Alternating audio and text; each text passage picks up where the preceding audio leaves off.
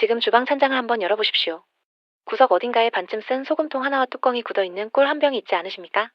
요리할 때 가끔 꺼내 쓰다가 다시 집어넣으셨던 바로 그것들 말입니다. 그런데 오늘 이 두 가지를 따뜻한 물 한 컵에 함께 녹이는 것만으로 새벽마다 잠을 깨우는 야간류와 온몸의 염증, 만성피로를 동시에 잡을 수 있다는 사실 알고 계셨습니까? 잠깐 지금 바로 스스로 확인해 보십시오. 새벽에 화장실을 찾는 일이 이틀에 한 번 이상이십니까? 자고 일어나도 몸이 무겁고 오전부터 피곤하십니까? 무릎이나 손가락 마디에 이유 없는 뻐근함이 자주 찾아오십니까? 이 세 가지 중 하나라도 해당되신다면 오늘 이 내용 끝까지 보셔야 합니다. 지금 드시는 방법이 오히려 이 증상들을 더 키우고 있을 수 있기 때문입니다. 안녕하세요. 100세 시대 건강길잡이입니다. 오늘 말씀드릴 내용은 이렇습니다. 첫째, 새벽마다 잠을 깨우는 야간류와 만성피로, 온몸 염증의 진짜 원인. 둘째, 주방에 이미 있는 두 가지를 섞는 것만으로 이 문제가 해결되는 이유. 셋째, 효과를 제대로 보려면 반드시 지켜야 할 황금 비율과 정확한 타이밍. 넷째, 절대 하면 안 되는 실수와 꼭 알아야 할 주의사항까지입니다. 끝까지 함께 해주십시오. 많은 분들이 새벽에 화장실을 찾는 것을 나이 탓으로 여기십니다. 자고 나도 피곤한 것도, 무릎이 뻐근한 것도 그냥 늙어가는 과정이라고 넘기십니다. 그런데 오늘 이 한 가지만은 꼭 기억해 주십시오. 이 증상들 중 상당수는 나이 때문이 아닙니다. 몸속 전해질 균형이 무너졌기 때문입니다. 전해질이라는 말이 낯설게 느껴지실 수 있습니다. 쉽게 설명해 드리겠습니다. 우리 몸속 세포들은 전기신호로 서로 소통합니다.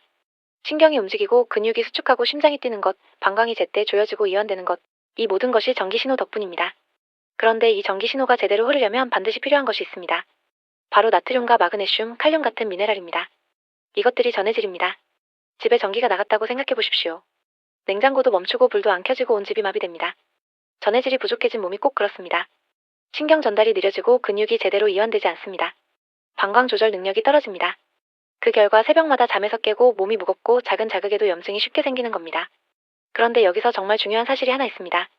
혹시 건강에 신경 쓰신다고 과일과 채소 위주로 드시고 물을 많이 마시고 국물은 짜다고 남기고 계십니까? 이 생활 방식이 오히려 전해질 부족을 불러올 수 있습니다. 이유를 말씀드리겠습니다. 과일의 풍부한 칼륨은 나트륨을 몸 밖으로 밀어내는 성질이 있습니다. 물을 많이 마시면 몸속 전해질이 희석됩니다. 흰쌀밥만 드시면 나트륨 섭취가 거의 없습니다. 커피를 즐겨 드신다면 이뇨작용으로 전해질이 소변으로 빠져나갑니다. 건강하게 살아보겠다는 노력이 오히려 역효과를 내고 있을 수 있다는 겁니다. 수십 년 전 우리 어머니, 할머니 세대를 떠올려 보십시오. 된장국 국물까지 다 드시고 동치미 한 사발을 비워내셨던 그분들이 오히려 지금보다 훨씬 건강하게 드셨습니다. 발효된 소금물과 천연 당분이 몸속 전해질 균형을 자연스럽게 잡아주고 있었던 겁니다. 현대 건강 상식이 무시했던 조상들의 지혜가 바로 여기에 있었습니다. 그렇다면 전해질을 보충하려면 비싼 영양제를 사야 할까요? 특별한 음료를 구입해야 할까요? 그렇지 않습니다. 오늘 말씀드릴 방법은 지금 주방에 이미 있는 두 가지를 따뜻한 물에 섞는 것만으로 시작할 수 있습니다. 하루에 드는 비용이 200원도 채 되지 않고 만드는데 1분도 걸리지 않습니다.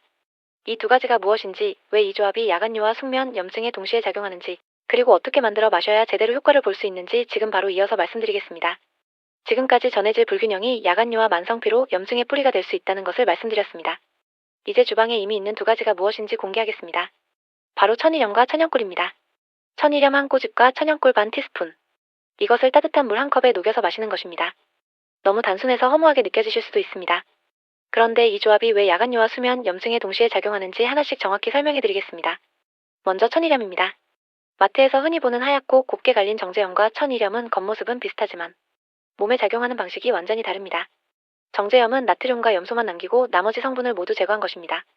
짠맛만 남은 소금입니다. 반면 천일염에는 나트륨 외에도 마그네슘, 칼슘, 칼륨, 아연, 철분 등 다양한 미네랄이 그대로 살아있습니다. 바다의 영양분을 통째로 담은 것과 짠맛만 남긴 것, 이 차이가 핵심입니다.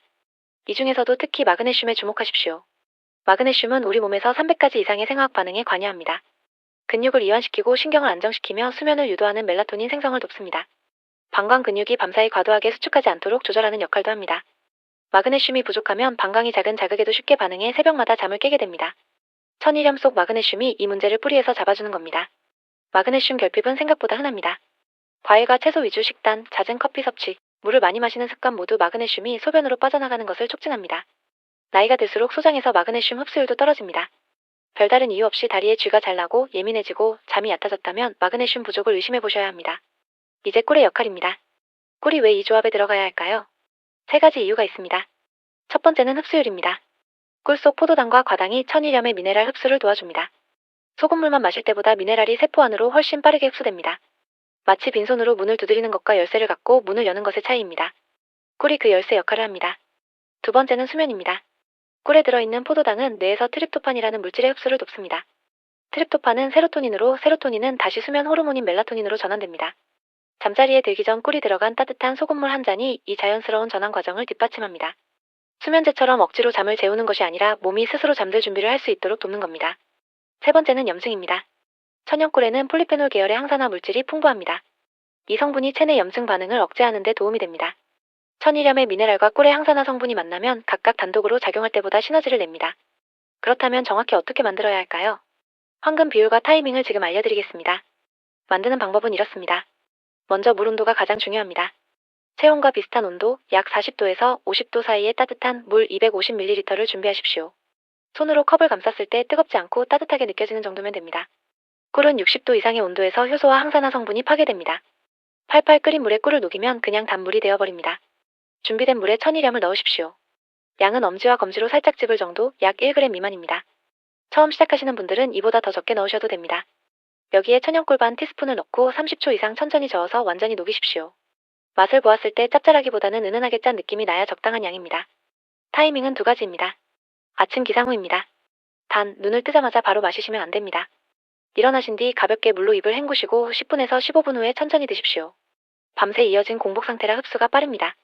하루 전의 질 균형의 기초를 잡는 시점입니다. 두 번째는 잠자리에 들기 30분에서 1시간 전입니다.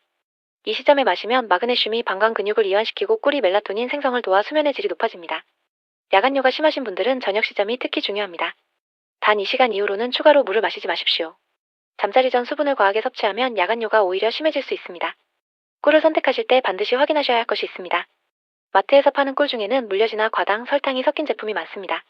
뒷면 성분표를 보시고 꿀 이외에 첨가물이 없는 순수 천연꿀을 선택하십시오.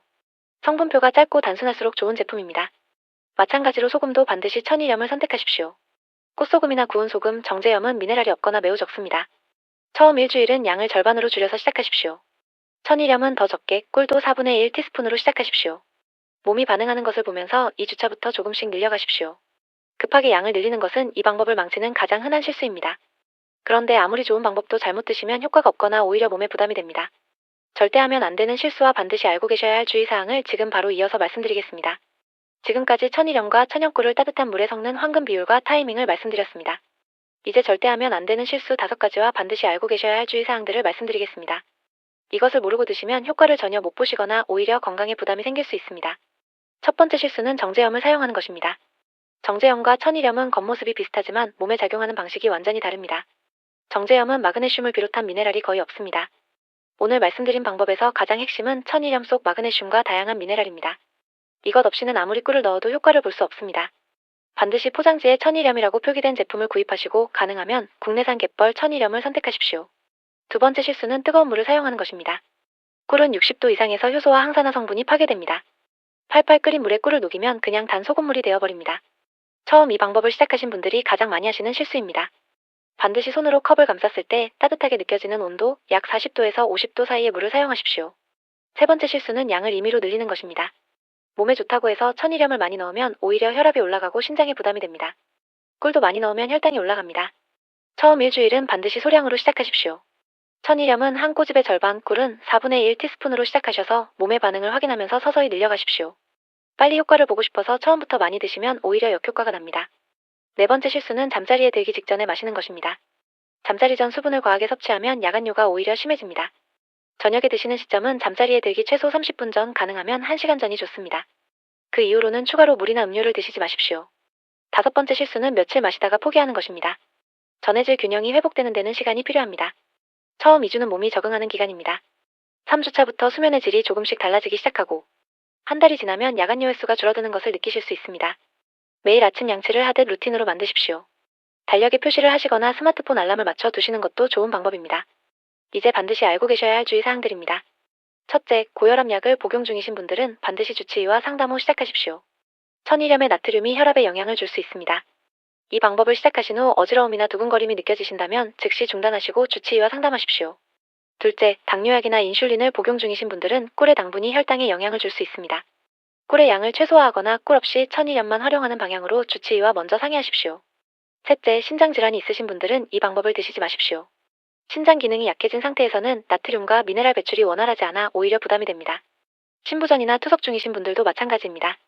넷째, 위궤양이나 역류성 식도염이 있으신 분들은 주의가 필요합니다. 공복에 드시면 위에 자극이 될 수 있습니다. 반드시 주치의와 상담하신 후 결정하십시오. 다섯째, 오늘 말씀드린 모든 내용은 건강정보로만 참고하십시오. 이 방법은 약을 대체하는 것이 아닙니다. 건강한 생활 습관 중 하나로 활용하시는 것입니다. 현재 드시는 약을 임의로 줄이거나 끊으시면 절대 안 됩니다. 모든 약과 관련된 결정은 반드시 주치의와 상의하십시오. 자, 오늘 전체 내용을 정리해드리겠습니다. 새벽마다 잠을 깨우는 야간요, 자고 나도 개운하지 않은 피로, 이유 없이 찾아오는 온몸의 뻐근함. 이것들의 뿌리에는 전해질 불균형이 있을 수 있습니다. 건강하게 살아보려고 국물을 줄이고 물만 마시고 채소 위주로 드신 그 노력이 오히려 몸속 미네랄을 고갈시켜 왔을 수 있습니다. 해법은 거창하지 않습니다. 지금 주방 찬장에 있는 천일염 한 꼬집과 천연꿀, 반 티스푼을 따뜻한 물 250ml에 녹여서 아침 기상 후와 잠자리 들기 1시간 전 하루 2번 천천히 드십시오. 올바른 방법을 기억하십시오. 반드시 천일염을 사용하십시오. 정제염은 안 됩니다. 꿀은 첨가물 없는 순수 천연꿀을 선택하십시오. 물 온도는 50도 이하로 유지하십시오. 처음 일주일은 소량으로 시작해 서서히 늘리십시오. 고혈압, 당뇨, 신장질환이 있으신 분들은 반드시 주치의와 상담 후 시작하십시오. 절대 하면 안 되는 실수도 기억하십시오. 정제염 사용, 뜨거운 물 사용, 양을 한꺼번에 늘리는 것, 잠자리 직전에 마시는 것, 며칠 하다 포기하는 것. 이 5가지만 피하셔도 결과가 완전히 달라집니다. 평생 가족을 위해 몸을 아끼지 않고 살아오셨을 겁니다. 아침 일찍 일어나 밥을 짓고 밤늦게까지 집안을 챙기느라 정작 내 몸 한번 제대로 들여다볼 겨를이 없으셨을 겁니다. 이제는 딱 하나만 바꿔보십시오. 오늘 저녁 잠자리에 들기 1시간 전에 따뜻한 물 1컵에 천일염 한 꼬집과 천연꿀, 반 티스푼을 넣고 천천히 저어서 드셔보십시오. 그 작은 한 잔이 오늘 밤 수면을, 내일 아침 몸을 조금씩 바꾸는 시작이 될 수 있습니다. 3주만 꾸준히 이어가십시오. 분명 달라지는 것을 느끼실 겁니다. 이 방법을 실천해보신 분들은 어떤 변화가 있었는지 꼭 댓글로 알려주십시오. 여러분의 경험이 같은 고민을 하고 계신 다른 분들에게 큰 힘이 됩니다. 여러분의 작은 습관 하나가 10년 뒤 건강을 바꿉니다. 제가 여러분께 바라는 건 거창한 건강이 아닙니다. 아프지 않는 것, 편하게 잠드는 것, 오래 걷는 것, 그 소박한 건강을 지키는 방법 앞으로도 계속 전해드리겠습니다. 도움이 되셨다면 가족과 주변에 꼭 함께 공유해주시고 구독과 좋아요로 응원해주세요. 100세 시대 건강길잡이였습니다.